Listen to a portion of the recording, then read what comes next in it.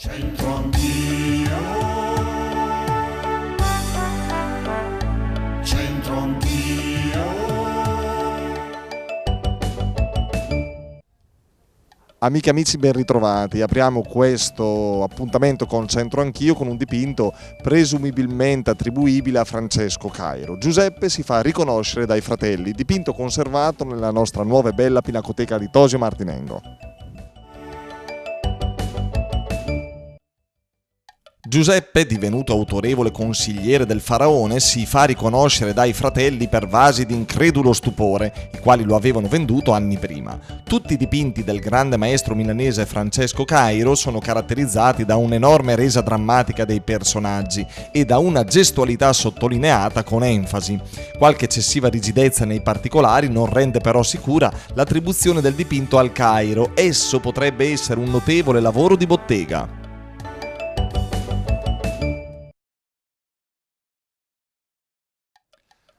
Allora, anche oggi protagonista del nostro proverbio dialettale è un animale, l'asino. Quan l'asen le pie, el tro amar anche il fe. Andiamo. Michela, facciamo velocissimi perché devi bere il caffè, poi si fredda. Sì. Quan l'asen le pie, el tro amar al fe. Quando l'asino è pieno di cibo, trova amaro il fieno. Che invece l'asino non dovrebbe mai avanzare o rifiutare il fieno, no? Non penso che lo faccia. Mi pare che tu avessi delle tartarughe, ci avevi detto l'altra volta. Asini no. No, asini no. Piacerebbe averne uno da vendere, da rifilare.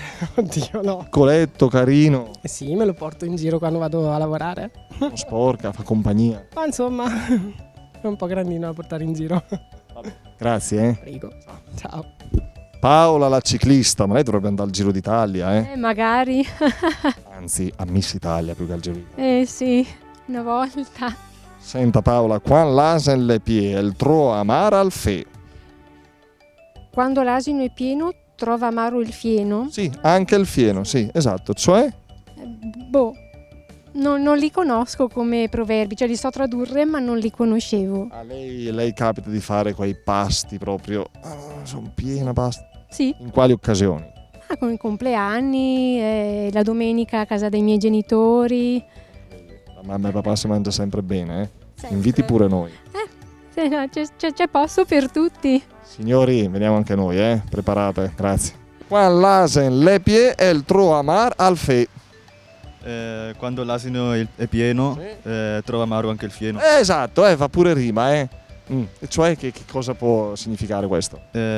Quando sei sazio non vuoi più mangiare niente, sei pieno, Ti capita? non più niente. Bravo, esatto, però tu non sei asino, per carità, ti capita di essere proprio... Insomma, sono un po' asino a volte anche a scuola. E allora, quan l'asen le pie, il tro amar al fe.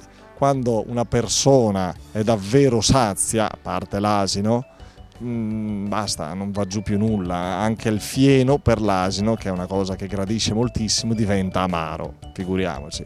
Grazie allora per la vostra accoglienza, la vostra simpatia, vi diamo appuntamento come sempre alla prossima. Ora ci sono i nostri ragazzi, arrivederci.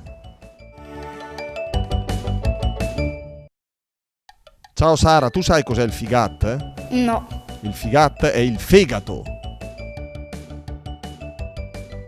Oh, si può anche mangiare? Ti piacerebbe mangiare il figat? no. C'entro anch'io.